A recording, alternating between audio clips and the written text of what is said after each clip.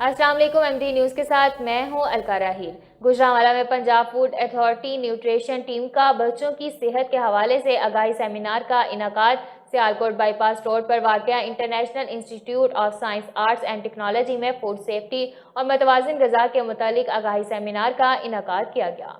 माहिर ग़िज़ाइयत आयशा अमानुल्लाह ने तुलबा और तालबात को ग़िज़ाइयत से भरपूर ग़िज़ा खाने के हवाले से आगाही दी। राजा जहांगीर अनवर तुलबा को प्रेजेंटेशन और ग़िज़ाई चार्ट्स की मदद से ट्रेनिंग दी गई। Additional director Punjab food authority Mohammad Sajjad Gondal, deputy director Umar Farooq, pro vice chancellor professor doctor सार रहमान ने सेमिनार में शरीक तुलबा से खिताब किया। लीजी फूड अथॉरिटी रोज़ाना की बुनियाद पर डेयरी, प्रोटीन और तमाम ज़रूरी विटामिन से भरपूर खुराक खाने की तरगीब दी गई।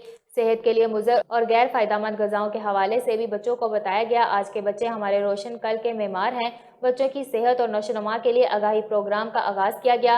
आईसेट यूनिवर्सिटी ने पंजाब फूड अथॉरिटी के इन इक़दामात को सराहते हुए मुस्तक़बिल में ग़िज़ा के मुतालिक हिफाज़ती सरगर्मियों में मिलकर काम करने का अहद किया।